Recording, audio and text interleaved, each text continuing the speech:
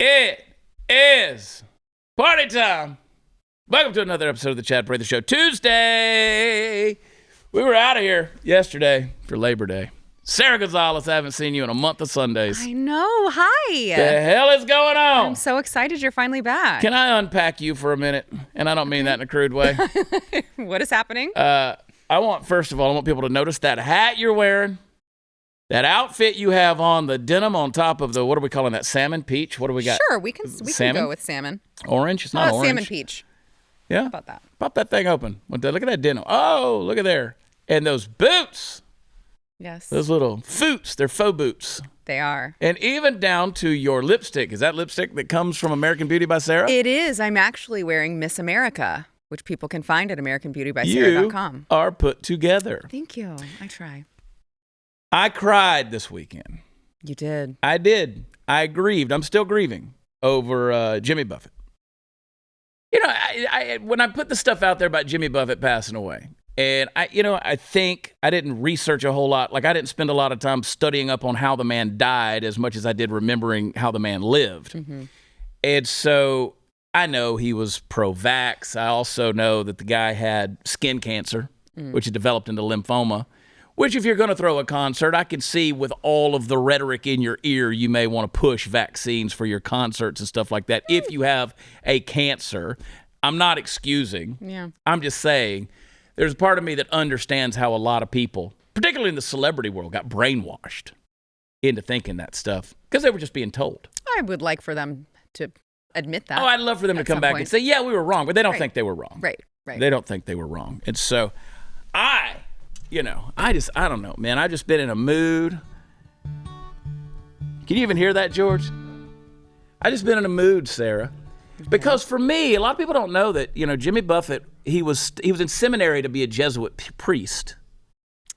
And he walked away from all of that to chase music. Wow. And so, like, Jimmy Buffett was an inspiration to me a long time ago when I was like, okay, I'm doing a thing. I'm tired of doing that thing. It's fruitless for me. I want to go do something else. And so that's a big part of, and just the lifestyle of the whole, hey, laid back, and I wrote a little song. I'm not going to play it here because I'm still working on it. But I wrote a little song over the weekend. It was Buffett, Beaches, and Beer. And it was like, just, if you could tell your life story, it may take a long time. But if you just could sum it up in a couple of words, it'd be Buffett, Beaches, and Beer. Now, the last verse would say Buffett, Beaches, Bitches, and Beer, because I have to say it that way. Right. Because if you're going to, you got to throw that in if you're going to summarize my life. But, yes. And nibbling on sponge cake, watching the sun bake. Like all weekend long, I've been, Jimmy Buffett, wasting away again in Margaritaville. So I don't know. I cried. You did. I woke up to that news and I was like, it was such a shock because nobody knew that he was in that thing. And it's like he was iconic to the point of representing something bigger than just one man's life. Mm-hmm. You know what I mean? Mm-hmm. And then we went out to the lake house because I got it like that. And which is right across the canal from Margaritaville, which is actually owned by a guy in New Orleans because it's franchised out. But Jimmy made $1 billion. Yeah. I mean, as an entrepreneur guy singing about beach songs, cheeseburgers in paradise and why don't we get drunk and screw? Yeah. Did pretty well for himself. $1 billion. I mean, Land Shark Beer, Land Shark Stadium, which is where the Dolphins used to play. I mean, it was, did a lot, not to mention the Margaritaville resorts and the casinos and wow, tons of stuff. Yeah. The whole Fins Up, Parrot Head Nation. Wow. Is he the one who he just had to cancel some of his shows and he was in the hospital, but then nobody heard anything, I think. Yeah, I don't know. I know that like in 21, he was going to do only like one show in Michigan for all of 21. He's been sick for a while. Okay. People just didn't know it. Right. And it was lymphoma brought on by skin cancer, which again, I haven't like researched a ton of stuff, but man, just the outpouring in the artist community and just the music community. If you get on Instagram, everything was Jimmy Buffett, Jimmy Buffett, Jimmy Buffett. It's iconic. And I mean, and he was only 76 years old, which is sad. Right. Yeah, that's young to me. But, he lived his life in the sun. Mm-hmm. I hate to be overly simplistic, but that does lead to skin cancer. And lymphoma kills you quick. It can. And so... I noticed... It's frightening. You didn't share that same sentiment for the lead singer of Smash Mouth, who also just died. Well, Steve Harwell, wasn't really on my radar. Really? No. I didn't know he was sick either. Yeah, liver failure. Liver failure after a life of alcohol abuse. Yeah. And, which that hits home. My buddy Ira Dean wrote a great tribute to him because they were buddies. And Ira, who is a recovering alcoholic, talks about his struggle with all of that stuff and how he worked to try to help him navigate away from that. But there was no doing that. Wow.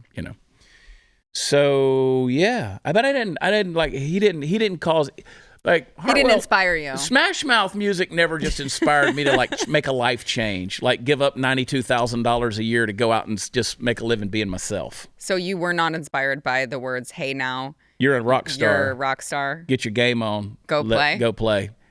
No. What about all that glitters is gold? No. Like even when I saw that he was sick and in hospice, I still had to go, now, is that the one that sang that song?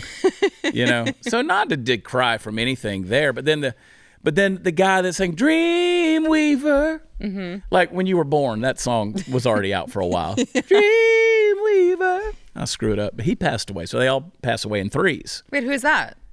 I can't think of his name.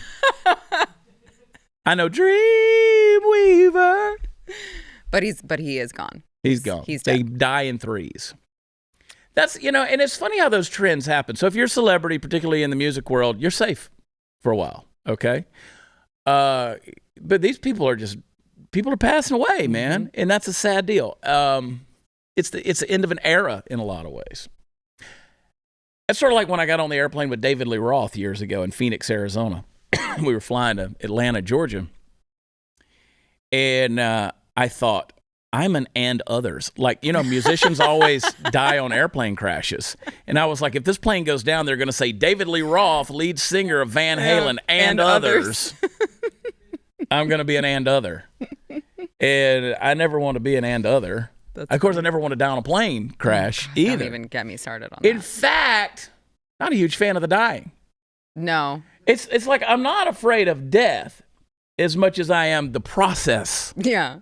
Of the dying. Right. You know what I mean? And God, you look lovely today. Thank you. May I openly flirt with you? Sure. I mean, I'm going to do it. I didn't think you needed permission. Buffett, beaches, bitches, and beer. I started to do the whole song, Buffett, beaches, bitches, and beer, and then I was like, nah, I'll save that for just the last chorus. I like it. And add it in sort of as a funny. Yeah. We'll see. I'm going to have to go back and see what I said about the song here a few minutes ago so I can go back and, because what I said was actually better than what I've got written. Don't you hate that? I do. I have to go back and read that. I do. I forgot. People wonder why I talk to myself in the truck. Uh-huh. That's how I learn things.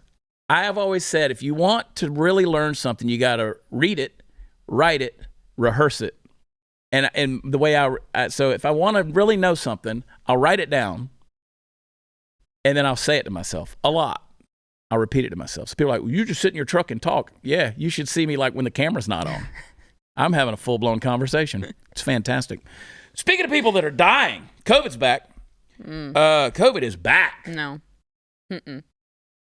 COVID's back, Sarah. No. I'm a little disappointed you didn't come in here with a mask. Are you? I wanted to do a sketch over the weekend about masks. I still want to do this sketch. I'm just going to do it myself because nobody around here wants to help me. But you know what? I'm right here. I can't find a mask. Yeah. Like, I was like, do I have a mask around my house? I was like, I don't. But I think that the see-through one, I think I could probably locate that one if I really started looking. I still have a see-through one in my car. I got to do this sketch about the brainwashing, that's there. Just say no, people. But Jill Biden, not Joe, Jill. It helps if you say Dr. Jill Thank you. Biden. She's tested positive for COVID-19. She's fine. Oh, She's fine. my God, the picture. Look at that. That looks like something you'd see in a weird haunted wax museum. That picture. Look at that. His nose is out. His nose is always out. Sniffy Joe. JR beware. He's got to be smelling something. Oh, Robinette. Juniors beware. Yeah, Robinette comes from the Latin for smell 'em. Jill Biden, Dr. Jill she's tested positive for the coronavirus. We don't know if it's the new strain. It probably is. That's twice she's had it. She's been vaxxed. She's been boosted 37,000 times. She literally has a needle in her ass right now. She's gonna remain at their home in Rehoboth Beach, Delaware.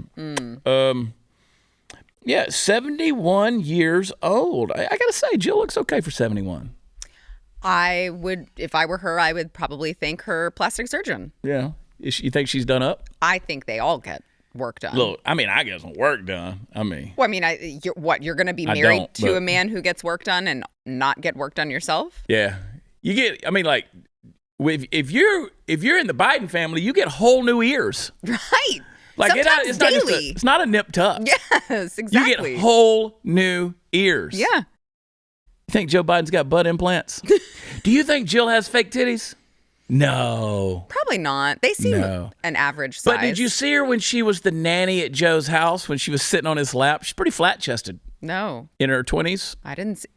No, I'm going to go look.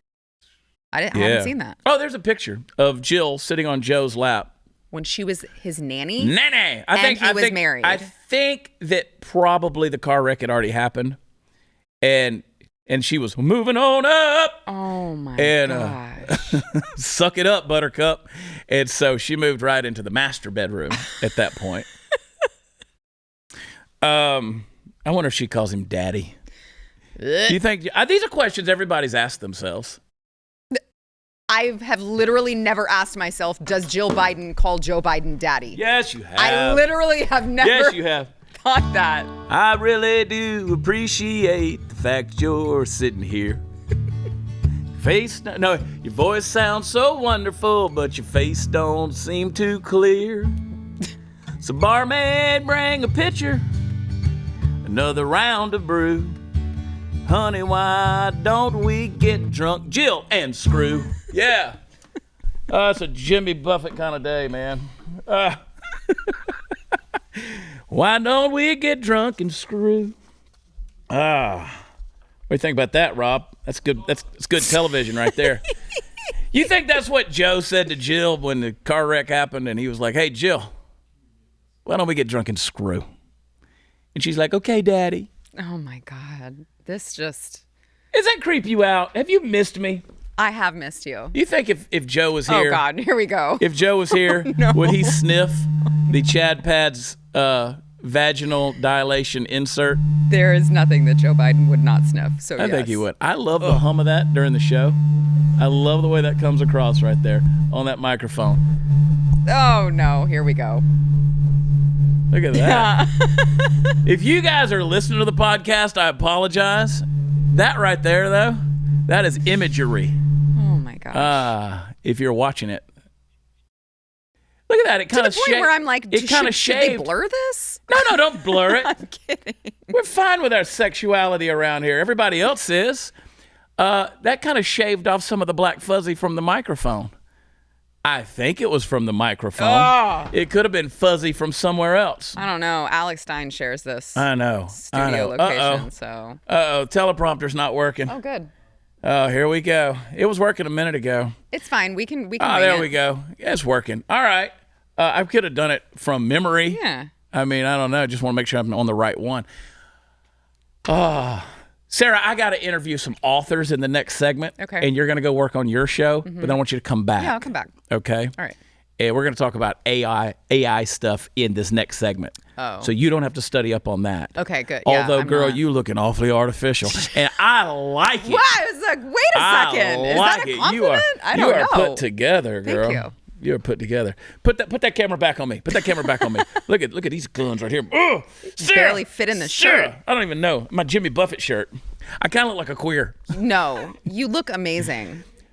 Down to 213 pounds. Wow, you just said that on air. 213. Working on getting below 200. So then how much have you lost? 20 pounds. Wow. 20 pounds I've lost. You look great. You're so tan. 20 pounds of fat. Your muscles are so big. Yeah. Well, it's a tighter shirt. It's a tighter shirt, but. Oh, okay. Well, here we go. We're getting there. I kind of look like a gay person, though. You don't look like with a this gay... hat. I cocked this hat over to the side, Ronnie Reagan style. And I could pick up some shit in West Hollywood, man. Herpes, the HIV, all of it. Like the village people? They're dead, too, aren't they? Probably. I think one of them is. Maybe. I don't know. I don't know. We'll find out. I don't think they're dead. Well, I don't know. Probably the Indian, because you know. All right, for 10 years, Patriot Mobile has been America's only Christian conservative wireless provider. And when I say only, trust me, they're the only one. Let me tell you, they've been great supporters of this show, and I'm proud that they partner with us. Patriot Mobile offers dependable nationwide coverage, giving you the ability to access all 3 major networks, which means you get the same coverage you've been accustomed to without funding the left, the progressives, When you switch to Patriot Mobile, you're sending the message that you support free speech, religious freedom, sanctity of life, Second Amendment, our military, veterans, first responder heroes. 100% U.S.-based customer service team makes switching easy. Keep your number, keep your phone. Upgrade if you need to, whatever. This thing's out of control, boys. This teleprompter's out of control. Go to patriotmobile.com/chat or call them at 878-PATRIOT. That's patriotmobile.com. Stop funding the left. We'll be right back.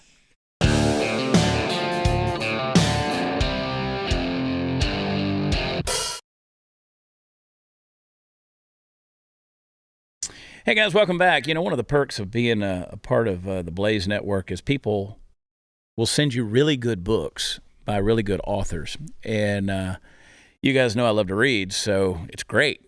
Save a ton of money on buying books. And every now and then we have the opportunity to have some really good authors come on the show to talk about those really good books.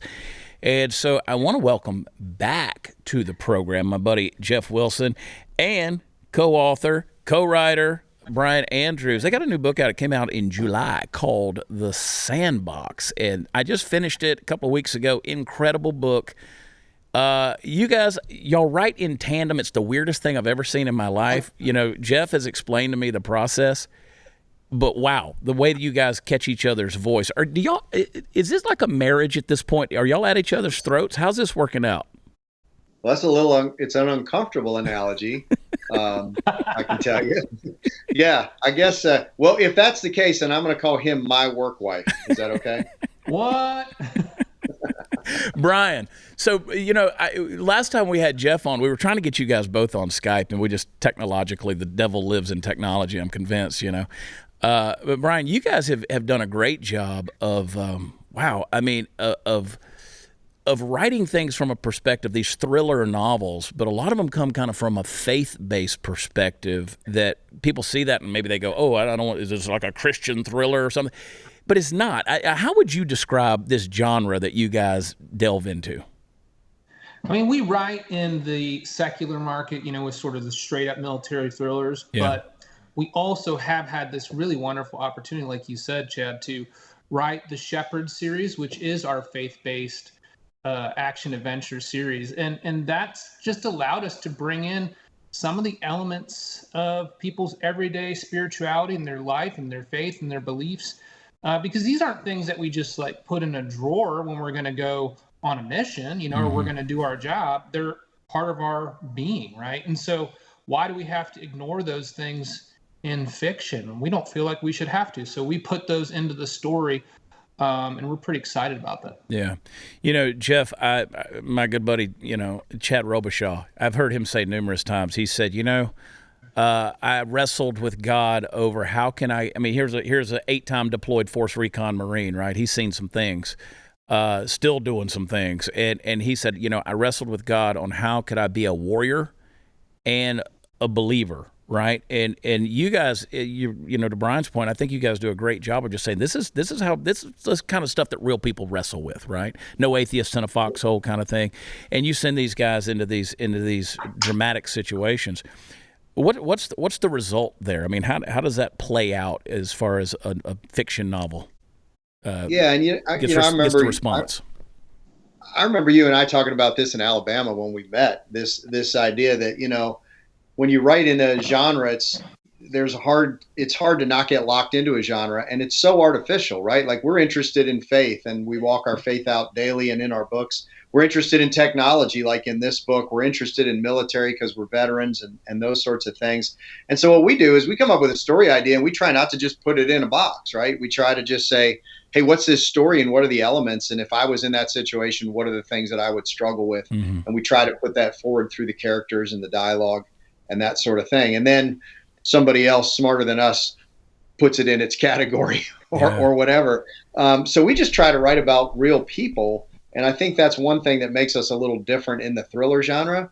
We're just writing character-driven stories, which is a little unusual in military action thrillers, I think. It was funny. I was going to say, you mentioned both of you being veterans. I was having dinner recently with our mutual friend, Larry Taunton, who we met at his house, at his lake house, actually. Yeah, that's right. And somehow you guys, I mentioned, I said, have you read The Sandbox yet? And he said, I haven't read it yet, but I want to get it. And someone at dinner said, who wrote it? And he said, well, that's interesting, Jeff Wilson, Brian Andrews. And they said, well, who are they? And it was like 10 minutes later, we're still giving y'all's biography because you guys have done so much in the world of the military and veteran community. But you guys dive into this concept of AI, artificial intelligence, in this book, The Sandbox. What is your opinion about where we're headed with artificial intelligence as a society? Yeah, that's a great question. And I think, you hear people say this is uncharted territory or maybe a new frontier. And I really think that it is. We're very used to this idea that machines sort of work for us. We have a backhoe, but we control it. Or we have a computer program, but, I'm the one who's typing the code and telling it what to do. And until very recently, that has always been the case. But now, for the first time in our history, we're sort of imbuing technology with the power to make decisions potentially on its own and think for itself. Are we there yet? I don't think we're quite there yet, but we're getting pretty close. I mean, if you buy a Tesla now, you have the option to turn on this self-driving mode, and you can sort of forfeit control of the car to the artificial intelligence. And we kind of use that in the opening, as you remember, in The Sandbox. Mm-hmm. That's a big metaphor. It's like, hey, do you want to turn over the steering wheel to the AI, or do you want to keep control? And that's really the gist of the question that we tackle in The Sandbox. Jeff, you think it's the end of society as we know it, end of civilization? Do the robots, does Skynet become self-aware? Right. Yeah, that's always the comp, right? Is the Terminator. It definitely makes a better thriller if you have a sentient AI that goes mad and murders its creator. That's a more exciting book. Yeah. In terms of where I think we stand, I think there's good, bad, and ugly all sort of mixed in here. The potential application in the fields of medicine, engineering, battle space management for special operations, intelligence gathering, which we're seeing a lot in real world applications now. These are all things that are going to make our lives better. I truly believe, as a former surgeon, I truly believe the cure for cancer might be through artificial intelligence, or the idea of having an AI in your ear when you're doing an operation, and the entire volume of medical literature is at your fingertips. So we see the good application. I think that there is real potential for that horror story of Skynet and Terminator if we allow ourselves to give up the control, like Brian's talking. Like, I think the military application is amazing, but I want a human making the kill order. You know what I mean? Like, I don't want the AI saying, yeah, I'm going to fire the missiles. Screw y'all. I don't care what you think. Yeah. So finding out how we as a species are going to, and it should be that, not an individual corporation or a conglomerate of corporations or the government. It should be we as people saying, how do we as a culture and as a society of humans want to control this to make sure that there's no Skynet, right? Yeah. We want it to work for us, like Brian was saying. I like that perspective. That's optimistic, because I think everybody's cynical. I mean, I just started out as our conversation by talking about the technology and how we weren't able to get you guys on Skype because the devil lives in the technology. And I think that's the fear that everybody has. You guys do a great job of bringing the drama to life in this book. I thoroughly enjoyed the book. But you guys have written so many books together, and I haven't gotten through all of them. I got a lot of them, but I haven't gotten through all of them. And I'll go through waves with authors where I'll just like, okay, I'm going to read this author until I can't read this author anymore, and then I got to put them down, and then I got to come back. Was this character? Was this an introduction of this character? Or is this person made an appearance before, Brian? No, she's new. So we are excited because this gives us an opportunity to kick off this whole new series with Valerie Marks. Yeah, she's former Army CID. We love to write our fiction about military and veteran characters because that's who we are in our hearts, and also we just want to be able to have a venue or a platform to showcase just how amazing military veterans and service members are, even when they get out of the military and they go on to entrepreneurial ventures or serve in homicide detective like Valerie Marks in this book. I think it's phenomenal, and I think bringing a female, alpha female character into this is a phenomenal idea. You guys have a few different projects that have been going on. I mean, y'all have been tasked with writing in the voice of other authors who are no longer with us. Tom Clancy comes to mind. Man, again, work wife or not, I don't know how you guys do it. I mean, it's not like y'all live in the same house and kick ideas back and forth with each other over dinner. I mean, you're sending chapters to each other, and so it's hard enough to write a book, but to do it the way you guys do it, just tell me you're not burning out. You still got you got more stuff left in you, right? There's more stuff. I sure hope so, because we've signed a lot of contracts that say we're going to do a lot of stuff. So we got these Tom Clancy books coming up, and Tier 1 is still churning out. We're working on the next one of those right now. But the storytelling side of it, Chad, that's the fun. That's the joy of it. And quite frankly, just to address the other question, if we lived in the same town, we would get nothing done because we actually are friends. So the fact that we live 1,000 miles apart probably helps us be more efficient, I would argue. Yeah. Well, the book is called The Sandbox. It's eye-opening. It's a thriller. It's great. Kudos to you guys. The book came out in July. We've been trying to get you guys on. Jeff, you and I have been communicating and we just, I don't know. You know how it goes. We get lost in emails. Things go to junk folders. We've been texting each other back and forth. So I apologize publicly. I lay with sackcloth and ashes before both of you and say I apologize. It has taken 2 months to get you on to talk about this book. Thank you for sending it to me. I thoroughly enjoyed it, and I love this character. So just encourage everybody to go find wherever you can find Wilson and Andrew's books. Go and find them. But I always tell people use independent, smaller book dealers, stuff like that, but get it wherever you can get it. And is this one out on audio yet? Yes. Okay, good. Yes, we have it's our first female narrator, so she did an amazing job. All right. Yeah. All right. Well, thanks for coming on, guys. Y'all be safe out there and stay out of trouble. I mean, I don't know if you've heard, but climate change is going to kill us before AI. And so, next time I see you guys, I want you thoroughly masked up, okay? And just You got it. I'm gonna find one. Find one, Chad. That's the problem, finding one. As us rebellious people. Finding one that doesn't have my wife's makeup all over the inside. Jeff Wilson, Brian Andrews. The book is called The Sandbox. Thanks, boys. I look forward to talking to you guys soon. Thanks so much. Anytime, Thanks, Chad. man. All right, guys, since the early days of BlazeTV, we've been fortunate to work with the folks over at Relief Factor. They're incredible. They created this, at the time, unknown anti-inflammatory. They brought it to the marketplace. They tested it in their hometown, found that it had a remarkable ability to reduce pain for a lot of different types of chronic ailments. I use it. I love Relief Factor because it's an all-natural alternative to pain medications that I trust to keep me pain-free.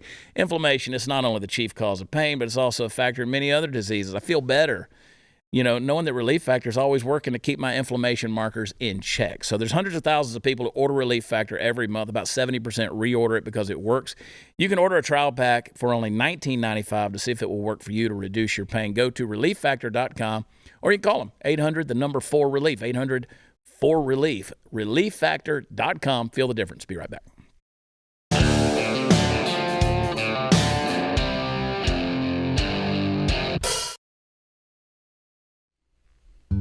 Mother, Mother Ocean, I have heard you call. Wanted to sail upon your waters since I was 3 feet tall. Don't look at me like that. You've seen it all. You've seen it all. Anyway, don't make me cry. Don't make me cry, Sarah. No one's making you cry except for you. You don't know me. Have you seen Big George Foreman, the movie? No. It's great. It's fantastic. Did it just come out? Yeah. Okay. I mean, like, I think it was like at the theater for a day. Oh, I haven't even heard now of it. you can get it. Now you can rent it on one of the things. Right. Watched it last night. Yeah. It's a faith-based movie. Okay. But I think it is. It's a faith-based movie. It's a feel-gooder. Okay. But they made it right. I mean, they left a few wives out and things like that. I mean, it wasn't all the details. But it was a good movie. Made me cry. I'll have to check it out. You're crying a lot lately, Chad. I'm worried about Sarah, you. everything makes me cry. Whoopi Goldberg has COVID. I don't know if you know this or not. I'm crying. You're going to cry about that? But you know, on that clip of The View, we don't have it, but, you know, Joy Behar, she's like, Whoopi's not here today. She's got COVID. She's getting over it and everything. Oh. And I'm like, the fact that you're like clapping and just like, oh, she's on the tail end of it. She's fine. It's a fucking joke. It's a joke. Oh, and by the way, on the COVID vaccine and all that kind of stuff, Robert F. Kennedy Jr., by the way. Listen, I'm serious. Screw that guy. Why? He's horrible. If you guys are even leaning that direction. Well, no. Well, no. Don't vote for him, but why him? Because he's a fascist. He's a fascist when it comes to climate change.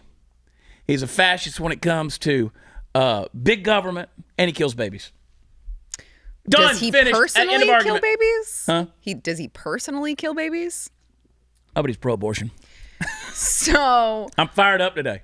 You are, but like I just want to get this straight. He is correct on his view of Big Pharma. Big Pharma, except he's anti-vax. You're anti-vax, aren't you?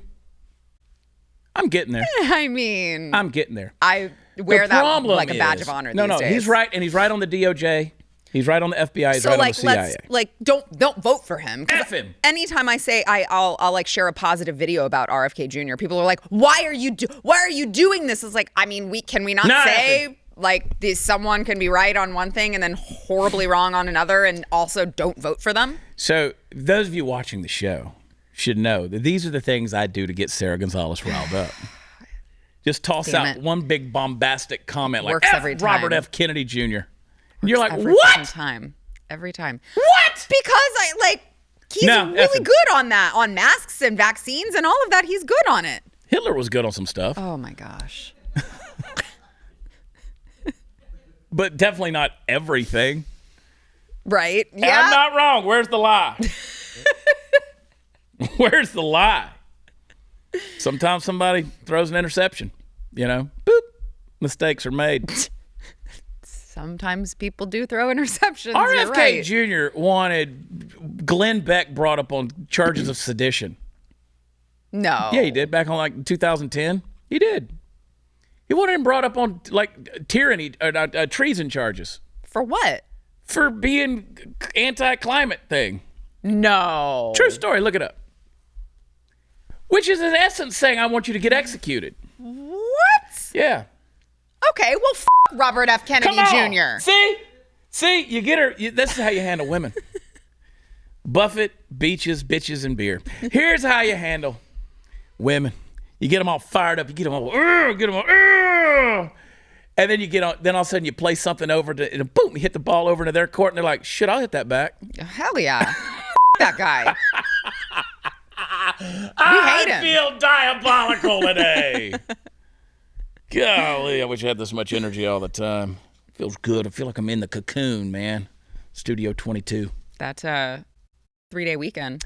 For the record, can I also say this is not actually Studio 22, like it never has been? Hey, listen, I still call it Studio 22. And my husband corrects me every time. And I'm like, no. Is this 3 or 19 or what are we in? I think this is 3. Yeah. We've been in two. 3 different rooms in the last two, 5 yeah. years. They've all been 22 to me. Yes. There is no Studio 22 at Blaze TV. And he refuses. I'm like, you mean Studio 22? He's like, no, that's not the name. And I'm like, yes, it is. Steven! What were we talking about? Throwing interceptions. That's what we were talking about. Aaron Rodgers, the quarterback for the New York Jets. He mocked Moderna at the U.S. Open. I love this. In support of Djokovic, who, of course, is unvaccinated. They're both unvaccinated. They may want to kill babies. I don't know. But he was there and posted a photo of Djokovic to his Instagram page with the caption, "Bucket list, checkmark, being able to witness the greatness of Novak Djokovic in person at #Arthur Ashe Stadium." Dead. Everybody's dead. But a logo for Moderna, which was an official partner of the event, was shown in the picture with Rodgers crossed out and replaced Novak's Djokovic in response to athletes' unvaccinated status. So there you go. I like that. You don't have the picture? Trolled them up. Producer. Let's see. Golly. Let them file through. Let them file through. Let's see if we got it. Good gracious. Anyway. It's a great picture. Yeah. But I mean, that pisses me off. This whole Gestapo crap that they pulled. I mean, Djokovic, I can't say his name.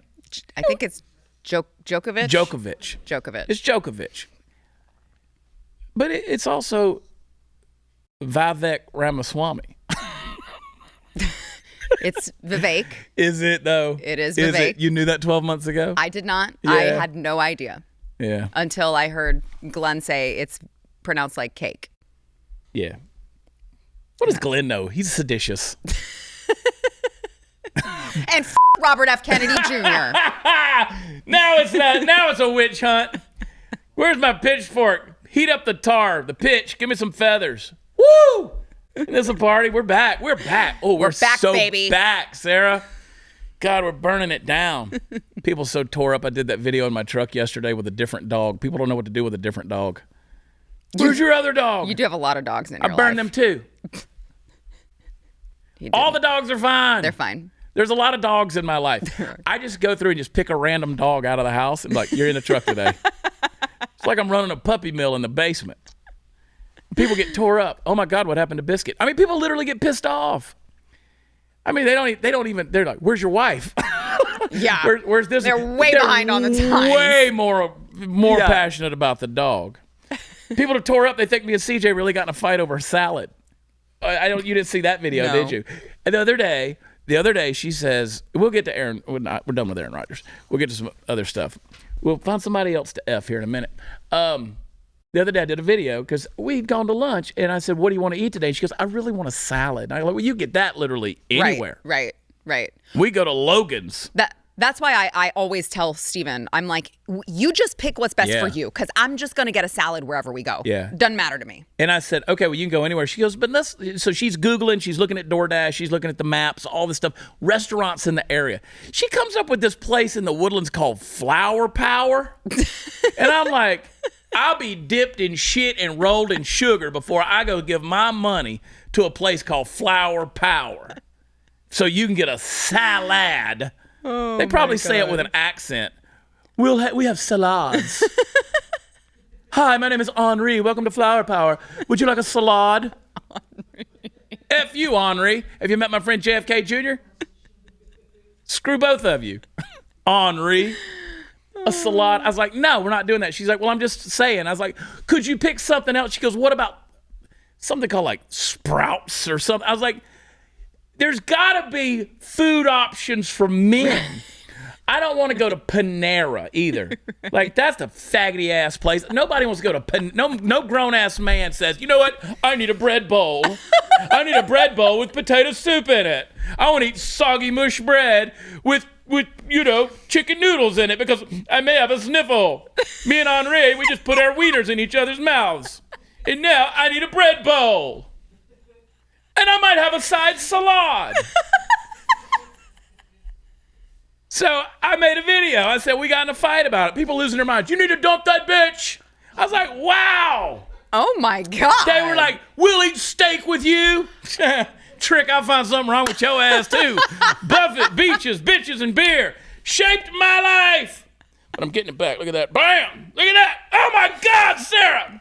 Look at my new tattoo, people. Got it in San Diego. It's Nancy Pelosi. Sideways. It's Nancy Pelosi's face. Back of my arm.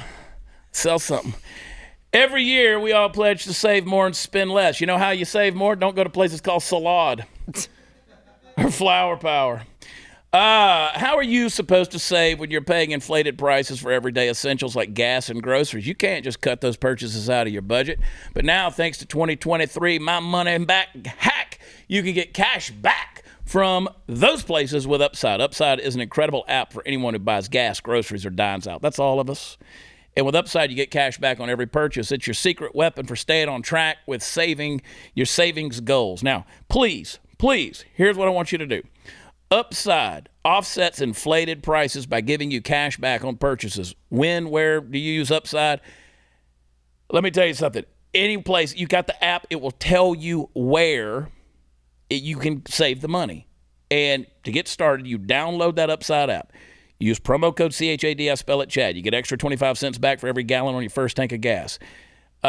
Upside users are earning hundreds of dollars a year. That's probably why they have a 4.8 star rating with the App Store. Download the free Upside app. Use promo code Chad. Get an extra 25 cents back on every gallon on your first tank of gas. That's an extra 25 cents back for every gallon on your first tank of gas using promo code Chad. We'll be right back.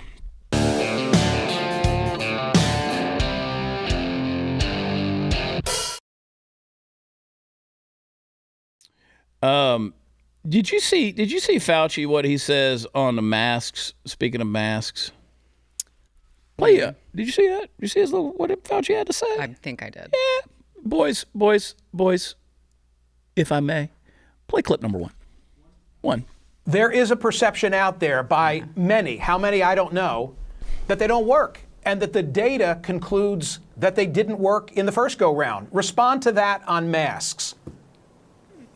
Yeah, well, that's not so. I mean, when you're talking about at the population level, that the data are less strong than knowing that if you look on a situation as an individual protecting themselves or protecting them from spreading it, there's no doubt that masks work. Different studies give different percentages of advantage of wearing it, but there's no doubt that the weight of the studies, and there have been many studies, indicate the benefit of wearing masks.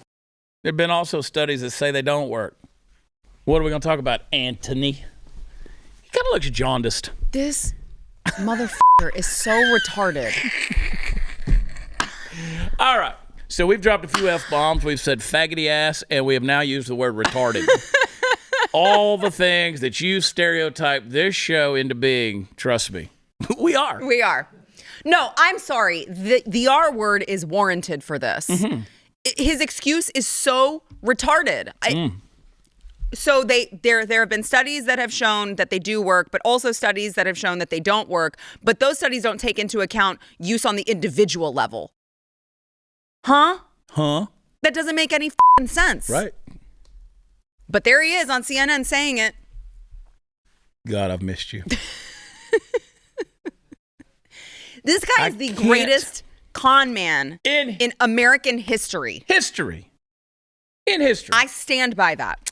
I mean, there's no doubt about it. I mean, this guy's been pulling the wool over Americans' eyes since 70s. Mm-hmm. I mean, it's insane. Mm-hmm. And he'll do anything. The level of narcissism that it requires, that you want to remain in the public eye and to try to stay relevant, that you're willing to lie to people. And give zero regard for human life. Zero regard, because again, you're literally ruining lives. This is what I've been saying for a week now. And that is, in private conversations with others, I said, America cannot survive another shutdown. No. I'm not even sure if we can survive without the shutdown. Well, I think the damage is done for sure. Yeah. I mean, just look at little simple things. We all like living in a first world country. Mm-hmm. We're a little spoiled by that. We're a little privileged by that. Mm-hmm. When CJ and I finally did settle on a restaurant, and we walked in with our shoulders bowed up and our chest poked out and our lips, pouting a little bit, to a place called the Stand, which is a hamburger place that has salads. Mm-hmm. I didn't want a hamburger, by the way, but she made that choice, and I went with it because at that point I was like, okay, we can break up or go eat a freaking hamburger. Right. Ordered the food, and by the way, don't go to restaurants that have aluminum chairs. Just something about it. Don't like, if they didn't take any more time to care about their furniture and decor in the place, they don't care about your food either. So we go in there.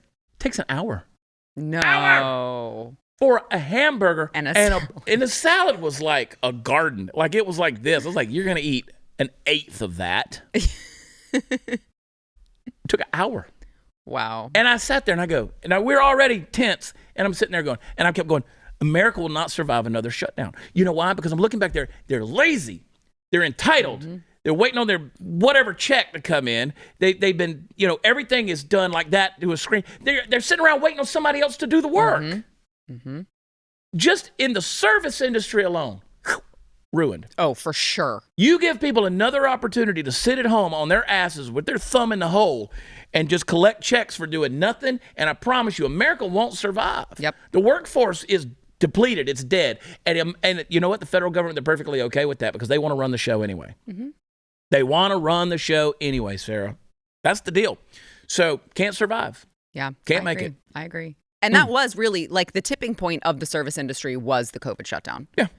It was a completely different scene when people started emerging again. Well, and again, those of you who want to push back on me on that, listen, you remember the whole $15 minimum wage thing? By and large, that was going to go to people that were working in the fast food restaurants. And those people in the fast food restaurants, those aren't career choices. Like, unless you're chasing an upper management deal with McDonald's, you work in the drive-thru, that's typically not. It's not supposed to be a career choice for us to reward you on all that stuff. So I'm just saying, those type of jobs tend to be with people who are the lowest bar in terms of their effort and output that they're willing to put into something. They're not really persevering in the entrepreneurial world to make something out of themselves at that stage in life. Mm-hmm. So we were already trying to reward that with a higher minimum wage. We're rewarding it by letting them stay at home and not pursue anything. And it's just going to totally destroy a culture that's already in shambles. All right, got to go to a break. Hang tight. We'll be right back.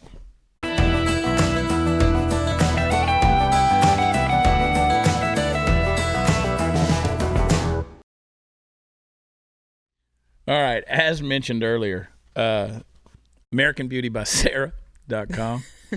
Go do some shopping. And, hey, here's the deal. If we sell a T-shirt at RealWomen'sClub.com, don't rip that design off and put it out there like it's your own. God, these people. And, again, you can't trademark something that's on a T-shirt like that because you just can't unless it's an apparel brand, Just don't be that person. But just don't be that person. It's a douchebag move. Mm-hmm. Mm-hmm. If I ever saw those people in the street, what would you do? Would you put a foot in their neck? Just, I mean, I wouldn't swing first, but I sure would be in their face. Yeah. I'm in Kansas City for 3 nights next week. I don't know why. Come find me. WatchChad.com is where all the fun stuff is. You'll figure it out. All right. I love you guys. God bless you. We'll see you tomorrow. Bye.